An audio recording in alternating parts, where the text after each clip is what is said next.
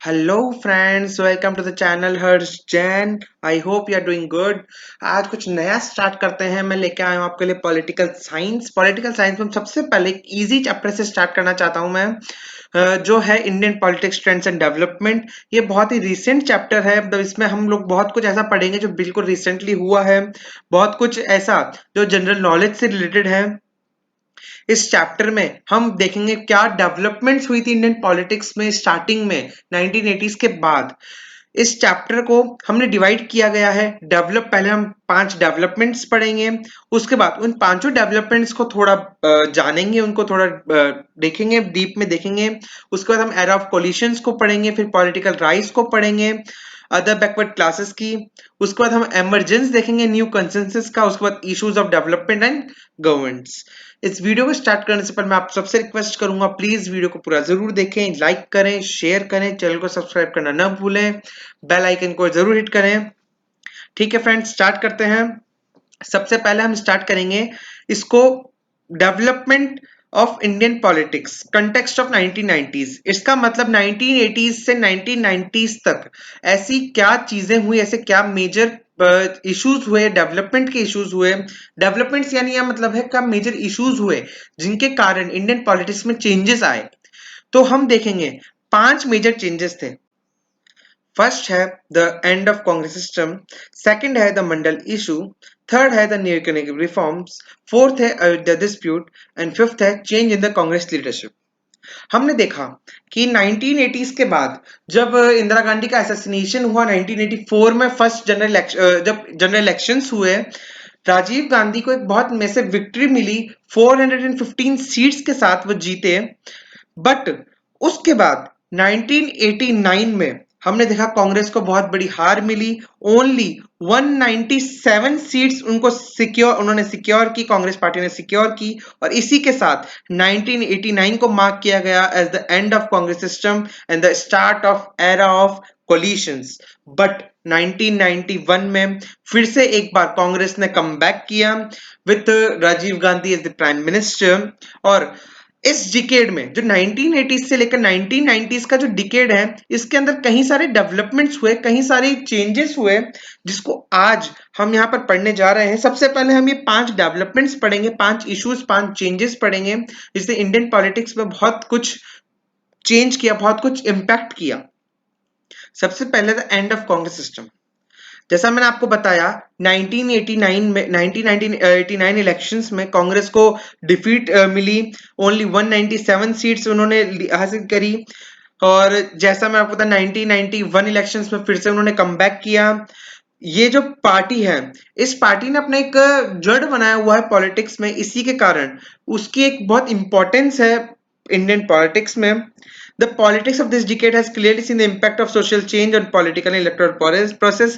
ये जो मैंने आपको बताया डिकेड है, 1980 से लेकर 1990s का जो डिकेड है, इसने बहुत कुछ चेंजेस लाए इंडियन पॉलिटिक्स के, इंडियन इलेक्शन सिस्टम्स में, जिनके कारण आज हमें इतनी सारी जो डेवलपमेंट है इंडियन पॉलिटिक्स में वो देख पा रहे हैं। अब आता है सेकंड, मंडल इशू। मंडल इशू क्या था, हम इसके बारे में आगे जाके डीप में पढ़ेंगे, पर यहां पर हम एक ओवरव्यू ले लेते हैं।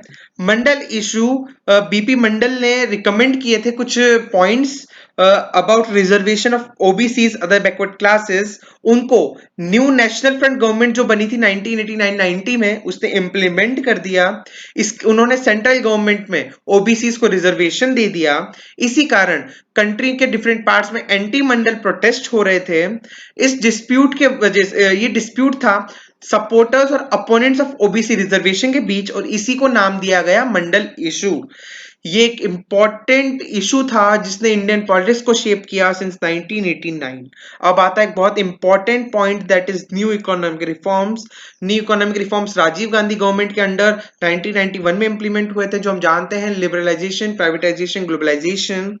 इसके अंदर जो कंट्री थी, कंट्री की जो इकोनॉमी थी, उसे शिफ्ट किया गया from socialist to capitalist. It means investment to private sector increase किया गया। न्यू इकोनॉमिक रिफॉर्म्स को कई लोगों ने क्रिटिसाइज भी किया, कई मूवमेंट्स और ऑर्गेनाइजेशंस ने। बट जितनी गवर्नमेंट्स 1991 के बाद आई, सबने इन पॉलिसीज को कंटिन्यू रखा है। रिफॉर्म्स ने जो एडिशनल सेक्टर्स थे जो पब्लिक इन्वेस्टमेंट के लिए यानी पब्लिक सेक्टर इन्वेस्टमेंट के लिए रिजर्व किए गए थे, उनको ओपन किया गया प्राइवेट सेक्टर इन्वेस्टमेंट से, इसको उनको बहुत बड़ा बूस्ट मिला। नेक्स्ट आता है Ayodhya dispute.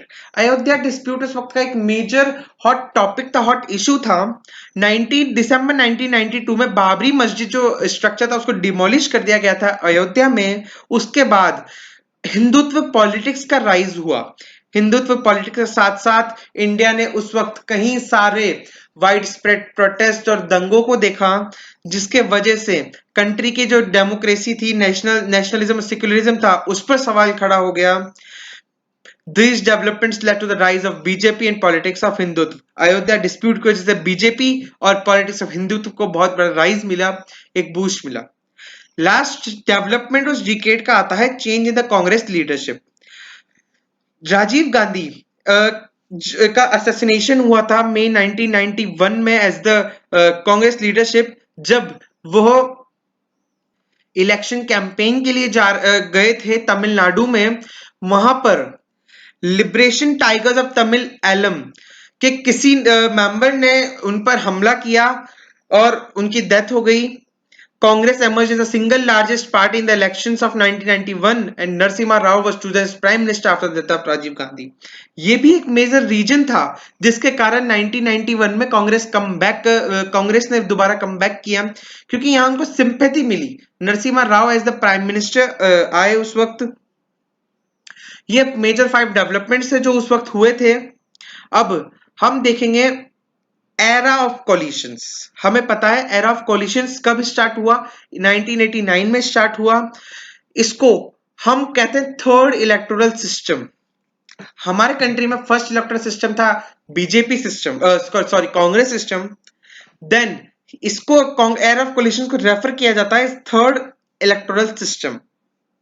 This era is built around the core principles that include a sharp rise in political competition at the national level and declining margins of victory in parliamentary races। इसका मतलब ये जो era था, इसने ये base था कि भाई कंपटीशन तो बहुत ज्यादा बढ़ जाएगा, क्योंकि अब जो कंटेस्टेंट्स थे वो तो इंक्रीज हो जाएंगे, बट जो पावर में आना है यानी पार्लियामेंट्री रेसेस में जो विक्ट्री है वो कम हो जाएगी बिकॉज ऑफ कोलिशन। अब डिफरेंट ग्रुप्स, डिफरेंट आइडियोलॉजीज एक साथ मिलकर पावर में आ पाएगी। जब 1989 इलेक्शंस में कांग्रेस की पार्टी की डिफीट हुई, उसके बाद कोई भी दूसरी पार्टी मेजोरिटी में नहीं थी और इसी के कारण कांग्रेस कोलिशन का फॉर्मेशन हुआ। Congress was the largest party in the Lok Sabha, but did not get clear majority, so decided to sit in the opposition। Congress ने डिसाइड किया अपोजिशन में जाने का। National front N alliance of Janata Dal and other regional parties got support from BJP and left front. On this basis the national front form the government, but BJP and left front did not join this government. National front एक alliance था जनता दल का और other regional parties का। उसने government form की with the support of BJP and left front, but BJP और left front ने government में कोई भी किसी भी तरह का रोल नहीं अपनाया, नहीं निभाया। अब आता है डिक्लाइन ऑफ कांग्रेस। हमें पता है 1989 से कांग्रेस का डिक्लाइन होना चालू हुआ, बट 1991 में वापस से उसने कमबैक किया। 1960s में भी जब कांग्रेस को डिफीट मिली थी, तब इंदिरा गांधी ने सक्सेसफुली एक उसको रीस्टैब्लिश कर दिया था dominant position in the Indian politics. Era of 1990s witnessed another challenge of predominant position of Congress as no single party could replace Congress. 1990s में भी ऐसा हुआ, कोई और पार्टी कांग्रेस को रिप्लेस नहीं कर सकी, but this led to the emergence of multi-party system in the Indian political scenario। Since 1989, no single party secured a clear majority in any Lok Sabha elections। 1989 के बाद कोई भी सिंगल पार्टी आज तक मेजोरिटी लोकसभा इलेक्शंस नहीं ले पाई। Thus, this development initiated an era of coalition government at the center in which regional parties played an important role in forming ruling alliances। हमें पता है कोलिशन के अंदर रीजनल पार्टीज का बहुत बड़ा रोल होता है, उनके सपोर्ट से गवर्नमेंट फॉर्म होती है। Vote share belonging to regional parties has expanded while growth in voter turnout in national elections has halted and electoral policies have become federalized। इसका मतलब जो रीजनल पार्टीज है उनका वोट शेयर इंक्रीज हुआ है, but जो वोटर टर्नआउट जो national elections में वो कम हुआ है और इलेक्टोरल पॉलिटिक्स कहीं ज्यादा फेडरलाइज्ड हो गई है। अब हम पढ़ते हैं नेशनल फ्रंट और यूनाइटेड फ्रंट। पॉलिटिकल अलायंस क्या होता है? एक agreement for cooperation between different political parties on common political agenda often for purpose of contesting an election two mutually benefit by collectively clearing election thresholds. इसका मतलब एक political alliance एक agreement होता है कॉपरेशन का बिटवीन डिफरेंट पॉलिटिकल पार्टीज, ताकि उनके common political agenda हो और वो कंटेस्ट कर सके इलेक्शन को, ताकि एक दूसरे को बेनिफिट हो। मेजरली उनका मेन एम होता है एक दूसरे को बेनिफिट हो और वो पार्टी फॉर्म गवर्नमेंट फॉर्म कर पाए। The 90s witnessed an emergence of powerful parties and movements that represent the Dalit and backward caste, that is OBCs. These parties played an important role in the formation of United Front government in 1996, in which was supported by Congress. 90s में जो backward classes थी और Dalits थी, इनकी regional parties ने कहीं बहुत ज्यादा इंपॉर्टेंट रोल प्ले किया और इन्हीं रीजनल पार्टीज के सपोर्ट से 1996 में यूनाइटेड फ्रंट गवर्नमेंट फॉर्म हुई थी, जिसको कांग्रेस ने भी सपोर्ट किया था। Between 1989 and 90, the National Front was a coalition of political parties led by Janata Dal that constituted India's government under the leadership of N.T. Rama Rao as president. National front एक collision था different political parties का, जिसके अंदर जनता दल एक major party थी। इसकी leadership थी इसके लीडर थे एन.टी. रामा राव, उसके नेशनल फ्रंट के president. Following the 1996 general election in India, the United Front was created as coalition government of 13 political parties. United Front 1996 में फॉर्म हुआ था, इसके अंदर 13 political parties included थी। Both left front and BJP supported the National Front government as they wanted to keep the Congress out of power. Although in 1996, the left front continued to support non-Congress government with Congress support to keep BJP out of power. ये एक बहुत ही मतलब interesting बात है कि जब national front government form हो रही थी 1989 में, तो बीजेपी और लेफ्ट फ्रंट ने मिलकर उसको सपोर्ट किया ताकि वो कांग्रेस को बाहर रख सके। बट 1996 में लेफ्ट फ्रंट ने उस नॉन कांग्रेस गवर्नमेंट उसने सपोर्ट किया इसको यूनाइटेड फ्रंट को, बट क्यों? ताकि वो बीजेपी को आउट रख सके। ये एक बहुत ही इंटरेस्टिंग फैक्ट है। ऐसा हमारे पॉलिटिक्स में हमें ही देखने को हमारे इंडियन पॉलिटिक्स में देखने को बहुत मिलता है। They didn't succeed for long because the BJP constantly consolidated its position 1991-1996, यानी बीजेपी ने अपनी एक पोजीशन बना ली थी इंडियन पॉलिटिक्स में 91 और 96 में। दैट इज वाई वो लोग सक्सेसफुल नहीं हो पाए। BJP emerged as the largest party in 96 elections as it invited to form the government. BJP ने 1996 में गवर्नमेंट फॉर्म करने के लिए उनको इनवाइट किया गया। It's policies were opposed by other parties, so BJP could not secure majority in the Lok Sabha. But BJP की जो पॉलिसीज थी वो पार्टीज को मंजूर नहीं थी, इसी कारण वो मेजोरिटी नहीं ले पाई लोकसभा में और बीजेपी गवर्नमेंट नहीं आ पाई। A coalition government was formed by BJP from May 1998 to June 1999 and it was re-elected in October 1999. During both these terms, NDA, National Democratic Alliance, that is BJP-led coalitions formed the government by Atal Bihari Vajpayee as the Prime Minister. BJP ने मई 1998 से जून 1999 और उसके बाद अक्टूबर 99 में दोबारा से government form करी under the leadership of Atal Bihari Vajpayee as the national democratic alliance. The long phase of coalition politics began with the elections of 1989. Since then, there have been 9 governments at the center. 1989 से अभी तक 9 governments रह चुकी है central level पर। Since then, there have been 9 governments, all of which have been either coalition government or minority government supported by other parties. But अभी तक since 1989 कोई भी सिंगल पार्टी गवर्नमेंट फॉर्म नहीं हुई है, या तो कोलिशन फॉर्म हुई है या कोई minor government with other parties के सपोर्ट से फॉर्म हुई है। In this phase any government could be formed only with the participation of regional parties. इसका मतलब रीजनल पार्टीज एक बहुत इंपॉर्टेंट रोल प्ले करती है इन the Indian politics. This was visible during the instance national front government form in 1989, इसमें भी regional parties का बहुत बड़ा रोल था। यूनाइटेड फ्रंट गवर्नमेंट इन 1996 से 97, इसमें भी उसका बहुत रीजनल पार्टीज का एक बड़ा रोल था। एनडीए बीजेपी लेड कोलिशंस इन 97, 98, 99, इसमें भी रीजनल पार्टीज ने एक बहुत बड़ा रोल प्ले किया। यूनाइटेड प्रोग्रेसिव अलायंस जो फॉर्म हुआ था 2004-2009, इसमें भी इनका बहुत बड़ा रोल था। However this trend of coalition government change in 2000 2014 में जब एनडीए 1 आई, एनडीए 3 आई, उसके बाद पूरी तरीके से जो इंडियन पॉलिटिक्स का जो कोलिशन का ट्रेंड था वो चेंज हो गया। अब हम पढ़ेंगे political rise of other backward classes, OBCs. One long term development of this period emerged in the form of rise of OBCs। एक उस वक्त मैंने आपको बताया था पहले मंडल इशू एक बहुत बड़ा रीजन चल रहा था, बहुत बड़ा हॉट टॉपिक था उस वक्त का। Here the term OBC refers to administrative category of OBC। These communities rather than SC and ST who suffer from education and social backwardness also referred to as backward classes। Many non-Congress parties like the Janata Party government in 1977 supported these communities।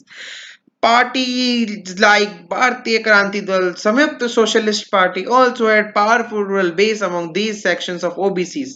अब मैं आपको इस बारे में पूरा बता देता हूँ यहाँ क्या बक बक किया हुआ है। देखो ओबीसीज जो थी, ओबीसीज एक एडमिनिस्ट्रेटिव कैटेगरी की तरह बाहर आई। मतलब ओबीसीज इस तरह नहीं था कि भाई हम लोग पिछड़े हुए हैं, हम लोगों को पढ़ाई का अधिकार नहीं मिल पा रहा, हम लोगों को समाज में बराबर हक नहीं मिल पा रहा। यहाँ पर बात थी कि हम लोगों को जॉब्स में जब ये जो अपॉर्चुनिटीज हैं उसमें हक नहीं मिल पा रहा। हम सोशली बैकवर्ड नहीं है बट हम इकोनॉमिकली बैकवर्ड हैं, हम लोगों को इकोनॉमिकली सपोर्ट किया जाए। कई सारी नॉन कांग्रेस पार्टीज ने और जनता पार्टी में 1977 में ओबीसी को सपोर्ट किया। ओबीसी के सपोर्ट से, जिसे इसमें एग्जांपल्स देख रहे हैं, भारतीय क्रांति दल, संयुक्त सोशलिस्ट पार्टी, इन सब पार्टीज को ओबीसी का बहुत ज्यादा सपोर्ट रहा है। ओबीसी का मुद्दा आया कहां से, हम ये पढ़ते हैं, ये आया मंडल कमीशन से। अब पढ़ते हैं मंडल कमीशन क्या होता है। मंडल commission, Southern states have had reservations for the OBC since 1960s, if not before। Southern जो states थी वहां पर OBCs के reservations 1960s से है, चाहे पहले न हो पर 1960s से हैं। However, this policy did not apply to the states of North India। But North India में ऐसा नहीं था। The demand for reservations per backward caste in North India at the national level was forcefully prompted during the duration of Janata Party government in 1977 and 79। जो backward classes यानी OBCs, other backward caste का जो मुद्दा था reservations के लिए northern India में, वो नेशनल लेवल पर प्रमोट किया गया, फोर्सफुली प्रमोट किया गया। किसके किसके द्वारा? जनता पार्टी गवर्नमेंट के द्वारा 1977-79। Following this, in 1978, the central government established a commission to investigate and recommend methods to ameliorate, it means improve the conditions of the poor। और ये जो कमीशन थी इसी का नाम था मंडल कमीशन। 1978 में सेंट्रल गवर्नमेंट ने एस्टेब्लिश की एक commission to investigate and recommend methods to ameliorate and improve the conditions of the poor. As a result, the commission was dubbed or termed as a second backward classes commission, क्योंकि first backward classes commission बनी थी at the time of independence, जब at the time of constitution जब किया जा रहा था, लागू किया जा रहा था, उस वक्त बनी थी, इसीलिए इसको नाम दिया गया second backward class commission। ये जो इसकी कमिटी को जनरली मंडल कमीशन कहा जाता है बिकॉज इसको चेयरपर्सन थे इसके बीपी मंडल यानी बिंदेश्वरी प्रसाद मंडल। अब हम कुछ पॉइंट्स फैक्ट्स देख लेते हैं मंडल कमीशन के।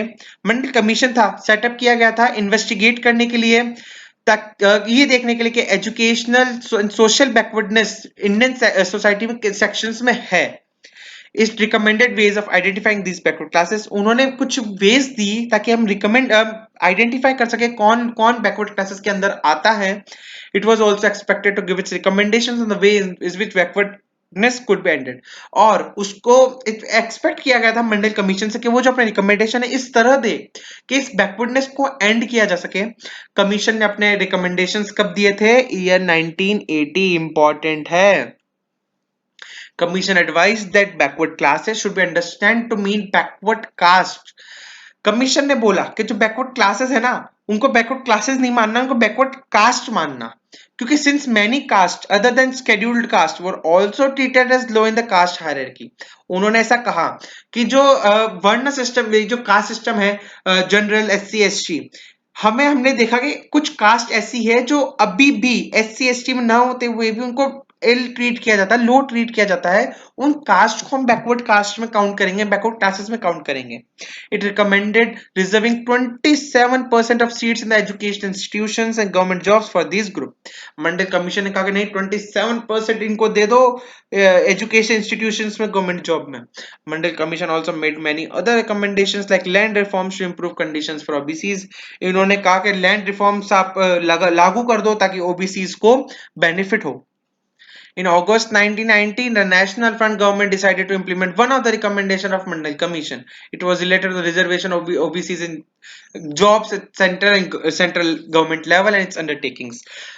1990 में जब नेशनल गवर्नमेंट फॉर्म हुई तो उन्होंने डिसाइड किया, नहीं भाई हम सिर्फ आपकी एक बात रिकमेंड, जो आपने एक बात रिकमेंड की उसको मानेंगे, और इन्होंने वो ये बात मानी कि ओबीसी को रिजर्वेशन मिलना चाहिए जॉब्स में, सेंट्रल गवर्नमेंट लेवल पर और उसके अंदर टेकिंग्स में।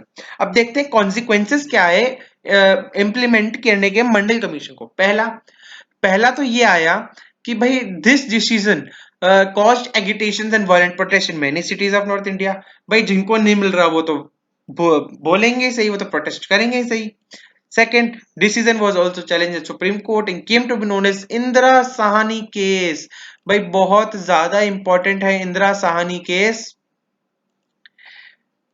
इसको इंदिरा साहनी केस कहते हैं क्योंकि इंदिरा साहनी ने इस पेटिशन को फाइल किया था और इसको मंडल कमीशन को चैलेंज किया था सुप्रीम कोर्ट में। अब थर्ड हम पॉइंट देखते हैं। In November 1992, the Supreme Court gave a ruling upholding the decision of the government.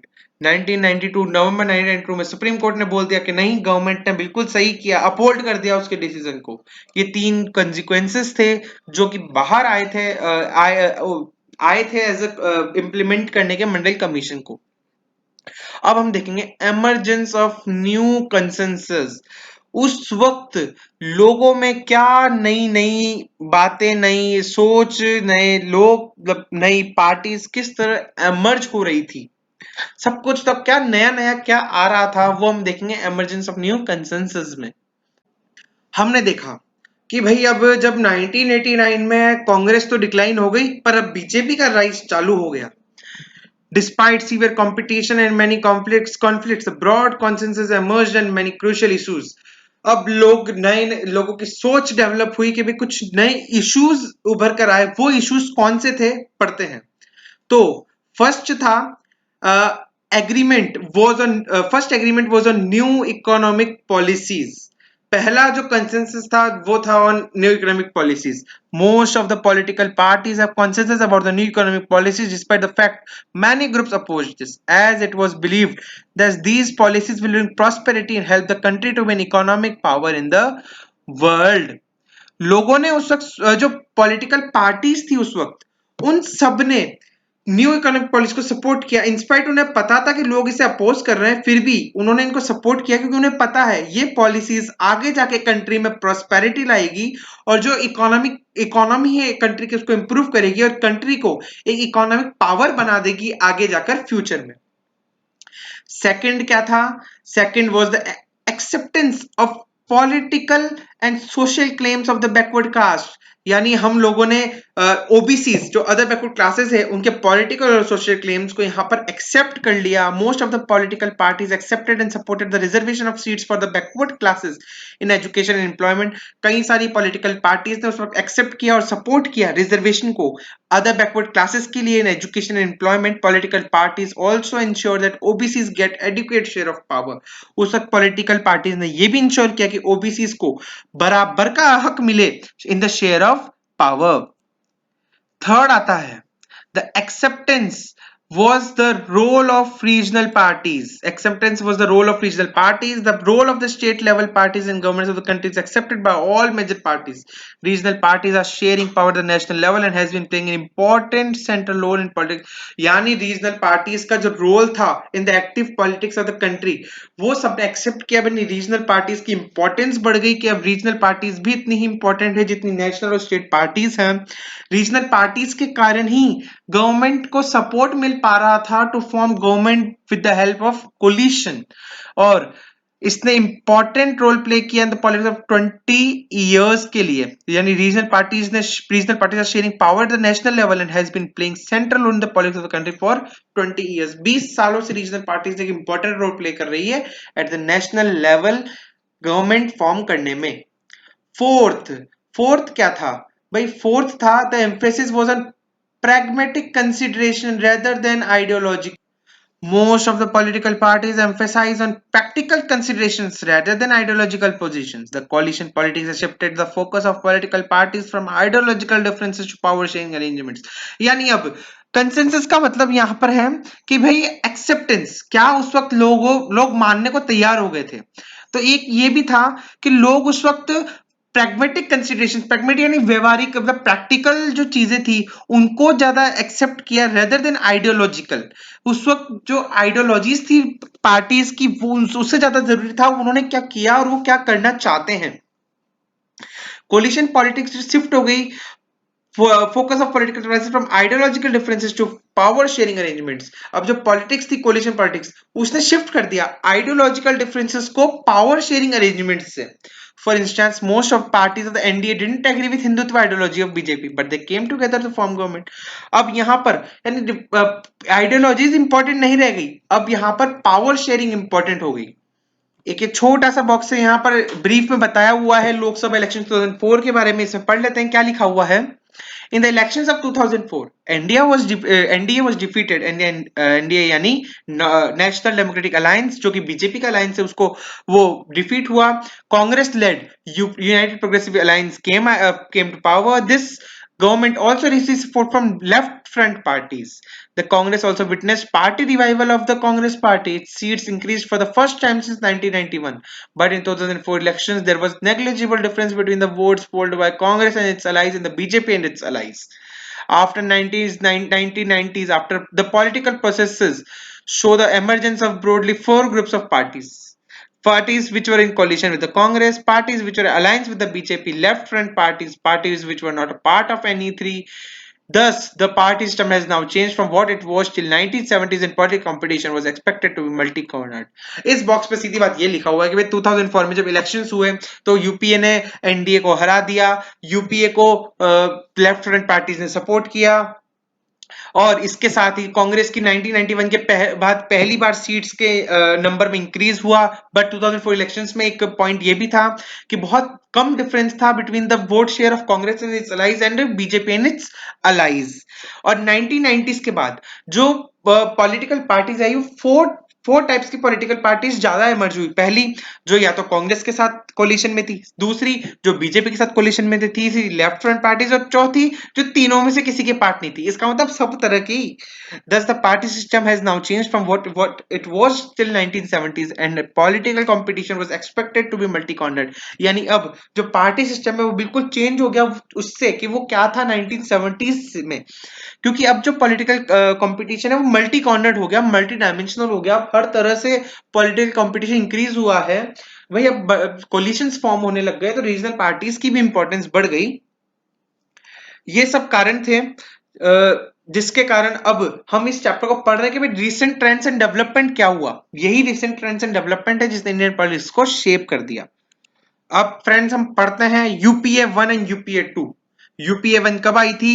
2004 में। यूपीए 2 कब आई थी? 2009 में। In the general elections of 2009, UPA won 262 seats, of which Congress accounted 206 seats. Manmohan Singh को प्राइम मिनिस्टर बनाया गया UPA कोalition के cabinet and was the sworn in the second term, becoming the prime minister since Jawaharlal Nehru to do so after having served a full 5-year first term. इसका मतलब जवाहरलाल नेहरू के बाद पहली बार ऐसा हुआ कि जब मनमोहन सिंह 2 बार लगातार 5 साल का पूरा टर्म पूरा करने के बाद दोबारा प्राइम मिनिस्टर बने। 2004 यूपीए 1 में भी मनमोहन सिंह ही प्राइम मिनिस्टर थे, सेकंड में भी वही थे। Government made employment generation and social equity as the important features of agenda, यानी एम्प्लॉयमेंट जनरेट हो और सोशली इक्विटी बढ़े। इक्विटी का मतलब क्या होता है? जिसको जितनी जरूरत उसको उतना मिलना। इक्वालिटी का मतलब होता है सबको बराबर मिलना। तो यहां पर इन्होंने जनरेशन और इक्विटी को प्रोत्साहित किया। उनके एजेंडा के मेन फीचर्स थे। Under UPA 2, women began occupying senior positions in the state and union territory governments, notably in higher populated Tamil Nadu, Uttar Pradesh, West Bengal. It also works upon the issues of revitalizing agrarian economy, stepping up investment in agriculture, providing access to credit, and improving the quality of rural infrastructure. UPA 2 के वक्त women ने एक important role play किया as senior leaders in many states and union territories, notably in highly populated Tamil Nadu, Uttar Pradesh और West Bengal में। जो UPA 2 था उसने वर्क किया for improving the agrarian economy, agriculture में इन्वेस्टमेंट इंप्रूव करना, उनको इजी एक्सेस प्रोवाइड करना क्रेडिट से, और क्वालिटी ऑफ रूरल इंफ्रास्ट्रक्चर को इंक्रीज करना। ये कुछ फीचर्स थे यूपीए फर्स्ट और यूपीए सेकंड के। अब हम देखेंगे फीचर्स एनडीए 3 और एनडीए 4 के।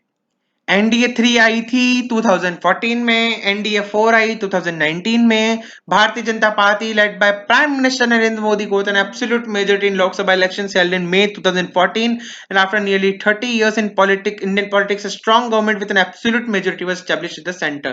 मैंने जैसे आपको कहा था कि 2014 तक जो एरा ऑफ कोलिशंस था वो सेम रहा, बट 2014 में कुछ चेंजेस आया। उसमें ये चेंज आया कि किसी 30 इयर्स के बाद किसी पार्टी ने एब्सोल्यूट मेजोरिटी के साथ गवर्नमेंट बनाई, एस्टेब्लिश की सेंटर लेवल पर through though called NDA third, the BJP-led coalition of 2014 was largely different from predecessor coalition governments, where the previous coalitions were led by one of the national parties. The NDA third coalition was not only steered by a national party, that is BJP, but it was dominated by BJP with an absolute majority of its own in Lok Sabha.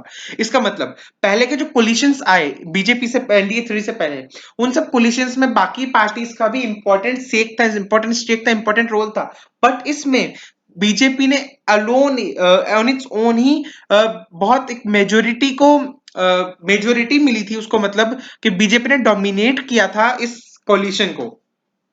It was also called a surplus majority coalition, क्योंकि यहां पर एक single party को सबसे ज्यादा vote share मिला, percentage मिला, बहुत ज्यादा नंबर ऑफ सीट्स मिली। In that sense, a major transformation could be seen in the nature of coalition politics, which could be seen from one party-led coalition to one party-dominated coalition. इसका मतलब अब जो coalition के nature में क्या change आया, पहले था coalition led by one party, अब हो गया coalition dominated by one party. The 2019 Lok Sabha elections, the 17th since independence, once again brought back BJP-led NDA 4 to the center of power, winning more than 350 seats out of 543. 2019 के Lok Sabha elections ने पूरी Indian politics में बहुत तहलका मचा दिया, क्योंकि BJP ने 350 सीट्स सिक्योर किया out of 543 and came out as one of the largest party in the Indian politics. फिर भी उसने अपना एक डेमोक्रेटिक अलायंस लेड किया, एनडीए 4 गवर्नमेंट फॉर्म करी। BJP on its own won 303 seats, the biggest number any single party has won in the lower house since 1984 when Congress swept after the elections in the aftermath of Mrs. Indira Gandhi's assassination. 1984 में जब 415 seats मिली थी कांग्रेस को, उसके बाद largest tally of seats मिली BJP को in the Lok Sabha. Based on the tumultuous success of the BJP in the 19th, social scientists have started equating the contemporary party system with the BJP system. जो social scientists है उन्होंने इस contemporary party system को नाम दे दिया BJP system, where an era of one party dominance like the Congress system has once again started appearing on the democratic politics of India. यानी अब वापस से लाइक कांग्रेस सिस्टम उस वक्त था, वैसे बीजेपी ने एक अपना डोमिनेंस स्थापित किया, डेवलप किया इन द इंडियन पॉलिटिक्स। इस चैप्टर का लास्ट टॉपिक देख लेते हैं हम फटाफट से, issues of development and governments. A major change in the politics after 2014 is the shift from caste and religion based politics to development and governance oriented politics. 2014 के बाद जो इंडियन पॉलिटिक्स थी वो कास्ट और रिलीजन से हटकर development और governance पर आ गई, विद इट्स प्री इंटेंडेड गोल सबका साथ सबका विकास। ये एक टैगलाइन थी, मोटो था उस वक्त मोदी गवर्नमेंट का, सबका साथ सबका विकास। ND third government started several socio-economic welfare schemes to make government and governance accessible to the masses such as, उस वक्त ND थर्ड गवर्नमेंट ने आफ्टर विनिंग कई सारी पॉलिसीज निकाली, लाइक प्रधानमंत्री उज्ज्वला योजना। इसके अंदर वो सिलेंडर्स, एलपीजी सिलेंडर्स थे, वो उन्होंने डिस्ट्रीब्यूट किए थे अमंग रूरल पुअर्स। स्वच्छ भारत अभियान, India cleaning mission, Jan Dhan Yojana, under which bank accounts were opened for rural poor, Deen Dayal Upadhyay Gram Jyoti Yojana, under which the village people, rural people got jobs, किसान फसल बीमा योजना, ये थी scheme ताकि जो agricultural workers है उनको इंश्योरेंस मिल सके। बेटी पढ़ाओ देश बचाओ, girl education scheme, Ayushman Bharat योजना, ये हुआ था for improvement of health conditions. All these schemes intended to make administration to the doorstep of the common man by making the rural households, particularly the women, real beneficiaries of the central government schemes. Main aim था उस वक्त government का women conditions को improve करना। Success of these schemes could be seen from the results of the 19 Lok Sabha elections, where the voters across the states, caste, classes, communities, gender, regions brought back the issues of development government at the center of the stage. It was under the BJP-led NDA government characterizing the current change with the सबका साथ, सबका विकास, सबका विश्वास। इसका मतलब ये हमें इन सबका हमें जो इन योजना इन पॉलिसीज का हमें एक रिजल्ट देखने को मिला 2019 लोकसभा इलेक्शंस, जब फिर से हर कास्ट, हर क्लास, हर कम्युनिटी, हर जेंडर, हर रीजन, हर स्टेट ने फिर से बीजेपी को इलेक्ट करके एक पार्टी के रूप में सबके सामने लाया। और इस बार पार्टी का मोटो था सबका साथ, सबका विकास और सबका विश्वास। और इसी के साथ BJP lead NDA fourth government form हुआ। ये था हमारा चैप्टर, छोटा सा, अच्छा सा, इजी सा चैप्टर है। अगर आपको कोई भी डाउट हो तो आप कमेंट सेक्शन में पूछ सकते हैं। Thank you very much video को देखने के लिए।